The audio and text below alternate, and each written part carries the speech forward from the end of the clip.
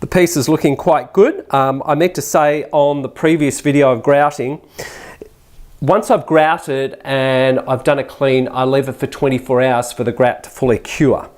I don't want to work on it in case I knock any grout out, especially around these holes and things like that. So I leave it for 24 hours before I actually work on it.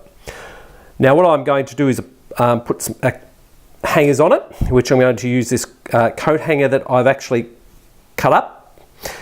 And I'm just going to put it through the holes, and so it creates a curve. Now you can use any hangers you want, but I'm just using what I have available here, and I quite like this look of a monochromatic mosaic with a raw hanger. Sometimes I use rusted hanger. This one's actually a shiny one. I think it'll look quite good, but if not, look, I can easily take it out and put something else in there, but I think it'll be fine. So I'm just going to get an idea of this now. So I'm just going to feed it through there and take it quite a way through. Actually, I might do it the other way. So we'll feed it through that side. Take it more through. And then we'll do the same on this side here. I don't know whether you can see all this, I hope so, but so it's like that. And you gauge approximately where you want or how high you want your hanger to be. Probably should have made the hole a bit bigger, but that's okay. So that's probably about it, I would think. And what we're going to do is just wrap that up around there. Cut that off. Oh, actually no, I'll cut that off. And like I say, look, when it comes to mosaics, there's nothing, you can do whatever you like. There's no really hard and fast rules for the majority of the time. And everyone does their own thing.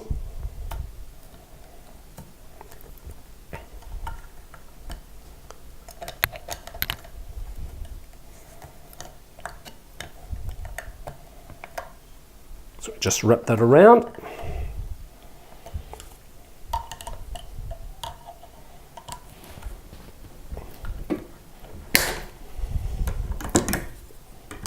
You don't realise just how tough coat hanger wire actually is.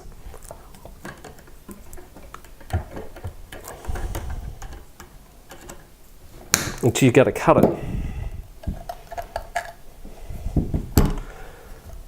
So there you go. So that's basically what it's going to look like.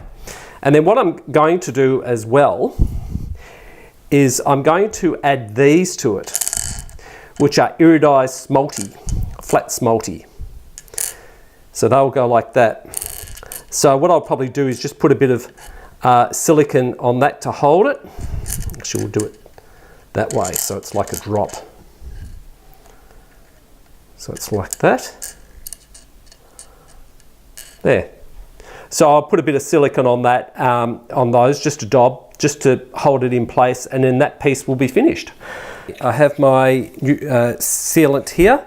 So what I'm going to do now is take this cap off, because this has been used before, and this is an excellent product. I think it's Australian design, and it's called Saver Tube, and I've had this tube for months, and this screws on and just stops the silicone from going off. It's just fantastic. So I have quite a few of these. Put it in the gun, and of course this is a very large gun, so this is probably a bit of an overkill, but this will definitely work anyway. So we're just going to apply a little bit of silicone on there, not much, just a dab.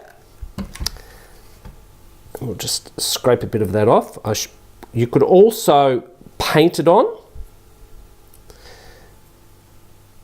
Put that there. Now we're just going to apply it where we think it's going to work. Just about there. Okay, we don't want to squash the silicone out over the sides, but we don't want it to sit very proud either, so that will work quite well. Then we'll do the same with this piece here. Just a dab. Again, making sure we don't get it near the sides because we don't want it to squeeze out. this one can go in here. I don't use silicone much, but it does have its purposes like this. For this type of job, it's great. And then this little piece, which I'm going to use this piece that I took off before.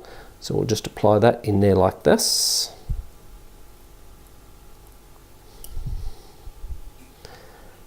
And we'll hear that in there. Now, if you are using silicone, what you do have to be careful of is that you don't slide it around, because what you don't want to do is have it so that you get a bit of silicone over the edge, because that's not going to look very good. If you do, you can wipe it off, so it's not an issue. Like if I went there, there's a bit there, I can just wipe that there. If you're going to clean it up, but don't leave it. And that's about it. So that's the piece. So I think it came up really well. And what I'll also do here is I'll also, I better take that out while I'm going. I'll also give it a final polish as well, because I've just been handling it. That brings us to the conclusion of this series of starting in mosaics. I hope you've enjoyed it. I hope you've learned something, and I hope that it's been beneficial to you starting in mosaics. So thank you very much for joining me on this journey, and enjoy. Have a great time.